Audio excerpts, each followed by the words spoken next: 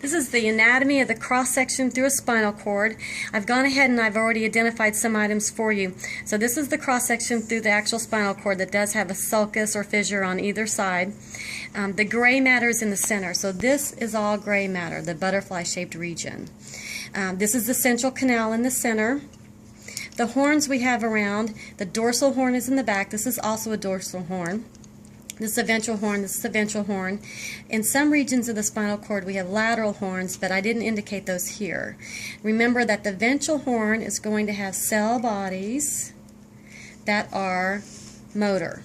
That's always the case. Ventral horn is motor. The dorsal is going to have cell bodies of neurons that are sensory. So the dorsal horn is always sensory. Surrounding the gray matter is white matter.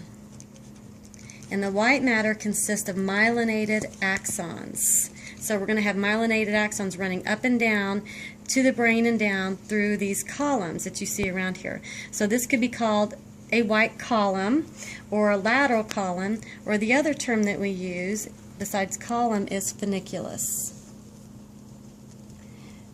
So it could be a lateral funiculus here, anterior funiculus, posterior funiculus, posterior, again lateral funiculus.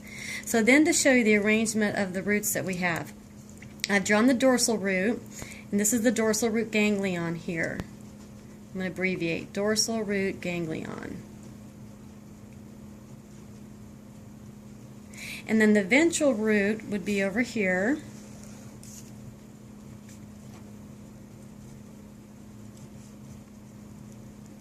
And then the dorsal root and ventral root will merge to form the short little spinal nerve. Now remember, there are 31 pairs of spinal nerves, and spinal nerves are all mixed nerves because, again, we have sensory neurons whose cell bodies are in the ventral horn, whose axons will leave the ventral root to enter the spinal nerve to go to an effector. So this is motor in red. In blue, we would have a sensory pathway.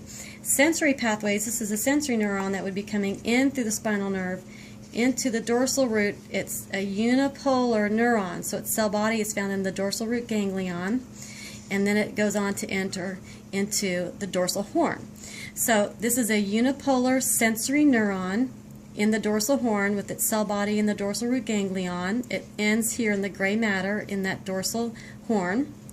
This is a multipolar motor neuron whose cell body is in the ventral horn, whose axon is traveling through the ventral root and into the spinal nerve.